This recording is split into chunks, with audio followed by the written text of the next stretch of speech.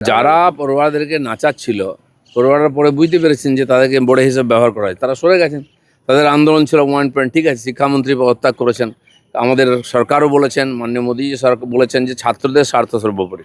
কিন্তু যারা ছাত্রদের ব্যবহার করছিল তারা এখন রাস্তায় বসে গেছে। আর এরকম বারবার চেষ্টা হয়েছে, প্রত্যেকবার বিফল হয়েছে, এবারও হলো। কিন্তু এই সমস্ত লোককে চিনে রাখা হয়েছে সাধারণ মানুষের, এরা যেন সমাজে কোনো জায়গা না পায়।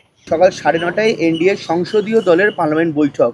সেখানে এনসিপিআইকেও আমন্ত্রণ জানানো হয়েছে। প্রায় 20 জন সাংসদের উপস্থিত থাকার কথা। তাহলে কি শুধুমাত্র সময়ের অপেক্ষা? সুদীপ কাকলিদের ভালো কথা এটা। মাননীয় প্রধানমন্ত্রীর যে কাজ, উন্নয়নের কাজকে যদি কেউ সাপোর্ট করে, ভালোই তো। দেশের জনতা যাতে আরও লাভ পায়, ভালোভাবে উনি কাজ করতে পারেন উন্নয়নের, বাকি পার্টি যারা আছে তারাও সাপোর্ট করুক। এসএফআই এর মিছিলে মৌলালি থেকে নাকি বিজেপির কর্মী সমর্থকেরা দমকলের গাড়িতে উঠে ঢিল ছুঁড়েছে, জল ছুঁড়েছে, এরকম একটা ছবি এসএফআই এর তরফ থেকে দেওয়া হয়েছিল। পরে ফ্যাক্ট চেক করে দেখা যায় সেটা রাঁচির ছবি, এখানে এসএফআই সেটাকে ব্যবহার করে। যে ছবি দিয়েছে তাদেরকে আগে ভেতরে ঢোকানো উচিত। এই সমস্ত অ্যান্টি সোশ্যাল যারা, তারা বিভিন্ন ব্যানার নিয়ে ঘুরে বেড়াচ্ছে আর তাদেরকে নিজেদের ব্যানারের তলায় নিয়ে আসছে, এ সমস্ত কটাকে ঢোকানো উচিত। আর আমাদের সরকার ঢোকাবেও, সব ভিডিও আছে। দাদা, আজকে সংঘ পরিবার পথে নামছে। ছাত্র, শিক্ষক, অধ্যাপক, শিক্ষাকর্মীরাই মহামিছিলে থাকছেন। মূলত যেভাবে গুন্ডামি চলেছে সেই প্রতিবাদে তারা আজকে রাস্তায় নামছে, যে কিভাবে দিল্লি থেকে গোটা দেশ জুড়ে চলছে এই ধরনের গুন্ডামি বা অন্যান্য অনুসন্ধান। সমস্ত দেশবাসীর এই ককরোচ জনতা পার্টি এবং তার সংঘসাথী যারা দেশের বিরুদ্ধে আন্দোলন করছে তাদের বিরুদ্ধে আওয়াজ তোলা উচিত। বিধানসভায় আমাদের বিধায়করা এর বিরুদ্ধে বিরোধ দেখিয়েছেন, কালো ব্যাচ পড়েছেন। সারা দেশ জুড়ে এর বিরোধিতা হয়। এরা ভেবেছে যা ইচ্ছা করতে পারে, এটাই গণতন্ত্র, তা চলতে পারে না। দেশের বেশিরভাগ জনতা এদের বিরুদ্ধে আছে, এটা একবার তো প্রকাশ করার দরকার আছে। এই প্রসঙ্গে আরেকটা বলছি যে বিরোধীদের হাতে তাহলে পেন্সিল রইল, যে শিক্ষামন্ত্রী পদত্যাগ করে দিলেন এবং পড়ুয়ারা তাদের যে আন্দোলন সেটা তুলে নিলেন। কাজে বিরোধীদের যারা পড়ুয়াদেরকে নাচাচ্ছিল, পড়ুয়ারা পরে বুঝতে পেরেছেন যে তাদেরকে বোড়ে হিসেবে ব্যবহার করা হয়, তারা সরে গেছেন। তাদের আন্দোলন ছিল 1 পয়েন্ট, ঠিক আছে, শিক্ষামন্ত্রী পদত্যাগ করেছেন। আমাদের সরকারও বলেছেন, মাননীয় মোদী সরকার বলেছেন যে ছাত্রদের স্বার্থ সর্বোপরি। কিন্তু যারা ছাত্রদের ব্যবহার করছিল তারা এখন রাস্তায় বসে গেছে। আর এরকম বারবার চেষ্টা হয়েছে, প্রত্যেকবার বিফল হয়েছে, এবারও হলো। কিন্তু এই সমস্ত লোককে চিনে রাখা হয়েছে সাধারণ মানুষের, এরা যেন সমাজে কোনো জায়গা না পায়। দাদা, দিল্লি পুলিশের ফেস রেকগনিশন সিস্টেমে 2873 জন অপরাধী ধরা পড়েছে, কিন্তু গতকাল রাতে আবার সিজেপি রীতিমতো বৈঠক করেন এবং তারপর দেখা যায় আসাম এবং যারা মূলত বিহারে যাদের বিরুদ্ধে অভিযোগ হয়েছিল তাদের অভিযোগ তুলে নেওয়া হয়েছে। কোথাও কি শান্তি ফেরাতে সরকার এই পদক্ষেপ? না, সরকার তো শান্তি চাইবেই। ওরা রোজ কিছু করবে আর সরকার দিয়ে তার পিছনে লেগে থাকবে, সরকার তো অন্য কাজ আছে। কিন্তু এটাও ঠিক, যারা এই ধরনের অব্যবস্থা নির্মাণ করবে, আইন শৃঙ্খলার সমস্যা তৈরি করবে, তাদের বিরুদ্ধে সরকার ব্যবস্থা নেবে। না যারা কোথাও না কোথাও গিয়ে কাউকে সামনে নিয়ে এসে ভাড়াটিয়ার লোক নিয়ে এসে গন্ডগোল করবে, যেটা কলকাতায় চেষ্টা হয়েছিল। রোজ রোজ রোজ রোজ প্রতিবার গতকাল দেখা যাচ্ছে বলছে আবারও আমরা বসবো। এই যে প্রতিবার একটা কেউ বসুক, বলুক, বক্তব্য রাখার অধিকার সবার আছে, তার মধ্যে যুক্তি থাকা উচিত। বিভিন্ন রাজ্যে পেপার লিক হয়েছে, সেগুলো কংগ্রেসি রাজ্য আছে, আপ রাজ্য আছে, পাঞ্জাব আছে, তেলেঙ্গানা আছে, সেখানে শিক্ষামন্ত্রীর পদত্যাগ কেউ চায়নি।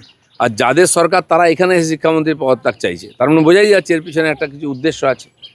যেমন কথা তেমন কাজ। রাজ্য সরকার কাটমানি সিন্ডিকেট সংক্রান্ত যে সমস্ত কার্যকলাপ, বেআইনি রাস্তায় কর, টোল, এর বিরুদ্ধে টোল ফ্রি হেল্পলাইন সেটা নবান্নে আজ চালু হতে চলেছে। কি সাধারণ মানুষ যে কোনো জায়গায় সমস্যায় ভুগলে সবসময় পুলিশ কমপ্লেন নেয় না, তো সেজন্য সরকারের কাছে ইনফরমেশন আসা উচিত যে কোথায় কী সমস্যা চলছে, নাহলে সমাধান কী করে করবো।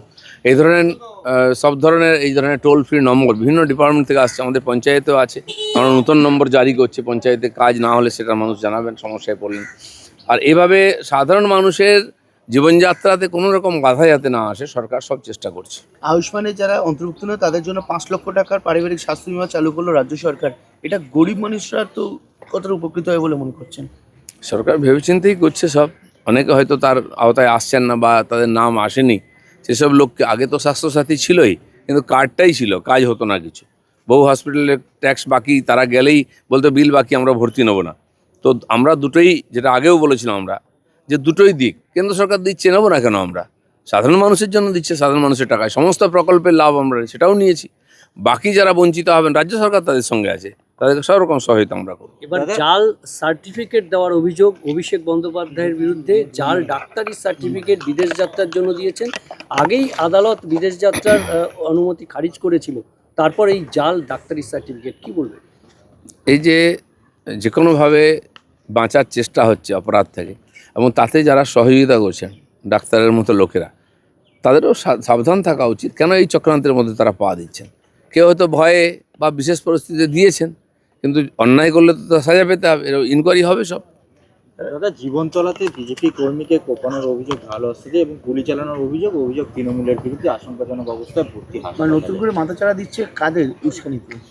ভাঙড় এলাকা, জীবনতলা সবসময় উপদ্রুত এলাকা, বিশেষ করে ওখানে সংখ্যালঘু যারা হিন্দুরা, তারা খুব ভয়ের মধ্যে থাকেন। অনেক ঘটনা হয়েছে, সেগুলো তদন্ত হচ্ছে, সাজাও হবে, কিন্তু এখনও পর্যন্ত ওখানে অপরাধীদের যে দবদবা, তারা রাজনৈতিক শেল্টারে থাকে, তারা এখনও এই ধরনের কাজ করে যাচ্ছে। ধীরে ধীরে সরকার এসব ব্যবস্থা নেবে এবং পরিবর্তন করবে। চলুন। পরীক্ষা বিল নিয়ে আজ ফের উত্তপ্ত হতে পারে সংসদ, আজ বিল নিয়ে আলোচনার সম্ভাবনা। দেখুন, সরকার এই সমস্যার সমাধানের জন্য বিল নিয়ে এসেছে।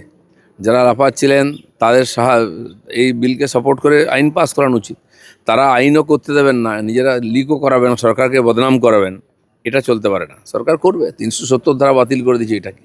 একটা লাস্ট কোশ্চেন দাদা, সুদীপ বন্দ্যোপাধ্যায় মুখ্যমন্ত্রীর সঙ্গে বৈঠক করেছেন, তা নিয়ে কালীঘাটপন্থী তৃণমূল নেতারা আসলে নেমে পড়েছেন, বলছে কোথাও নিজেদের সেটিং করার চেষ্টা করছে বিরোধীরা ছেড়ে। দেখুন, টিএমসির মধ্যে কে কার সঙ্গে মিটিং করলো, কী করছে, এটা নিয়ে আমাদের মাথা ব্যথা নেই। সকাল 9:30টায় এনডিএ সংসদীয় দলের পার্লামেন্ট বৈঠক, সেখানে এনসিপিআইকেও আমন্ত্রণ জানানো হয়েছে। প্রায় 20 জন সাংসদের উপস্থিত থাকার কথা। তাহলে কি শুধুমাত্র সময়ের অপেক্ষা সুদীপ কাকলিদের? ভালো কথা এটা। মাননীয় প্রধানমন্ত্রীর যে কাজ, উন্নয়নের কাজকে যদি কেউ সাপোর্ট করে, ভালোই তো। দেশের জনতা যাতে আরও লাভ পায়, ভালোভাবে উনি কাজ করতে পারেন উন্নয়নের, বাকি পার্টি যারা আছে তারাও সাপোর্ট করুক। এসএফআই এর মিছিলে মৌলালি থেকে নাকি বিজেপির কর্মী সমর্থকেরা দমকলের গাড়িতে উঠে ঢিল ছুঁড়েছে, জল ছুঁড়েছে, এরকম একটা ছবি এসএফআই এর তরফ থেকে দেওয়া হয়েছিল। পরে ফ্যাক্ট চেক করে দেখা যায় সেটা রাঁচির ছবি, এখানে এসএফআই সেটাকে ব্যবহার করে। যে ছবি দিয়েছে তাদেরকে আগে ভেতরে ঢোকানো উচিত। এই সমস্ত অ্যান্টি সোশ্যাল যারা, তারা বিভিন্ন ব্যানার নিয়ে ঘুরে বেড়াচ্ছে আর তাদেরকে নিজেদের ব্যানারের তলায় নিয়ে আসছে, এ সমস্ত কটাকে ঢোকানো উচিত। আর আমাদের সরকার ঢোকাবে, সব ভিডিও আছে। দাদা, আজকে সংঘ পরিবার পথে নামছে, ছাত্র শিক্ষক অধ্যাপক শিক্ষাকর্মীরাই মহামিছিলে থাকছেন। মূলত যেভাবে গুন্ডামি চলেছে সেই প্রতিবাদে তারা আজকে রাস্তায় নামছে, যে কিভাবে দিল্লি থেকে গোটা দেশ জুড়ে চলছে এই ধরনের গুন্ডামি বা অন্যান্য অনুসন্ধান। সমস্ত দেশবাসীর এই ককরোচ জনতা পার্টি এবং তার সঙ্গসাথী যারা দেশের বিরুদ্ধে আন্দোলন করছে, তাদের বিরুদ্ধে আওয়াজ তোলা উচিত। বিধানসভায় আমাদের বিধায়করা এর বিরুদ্ধে বিরোধ দেখিয়েছেন, কালো ব্যাচ পড়েছেন। সারা দেশ জুড়ে এর বিরোধিতা হয়। এরা ভেবেছে যা ইচ্ছা করতে পারে, এটাই গণতন্ত্র। তা চলতে পারে না। দেশের বেশিরভাগ জনতা এদের বিরুদ্ধে আছে, এটা একবার তো প্রকাশ করার দরকার আছে।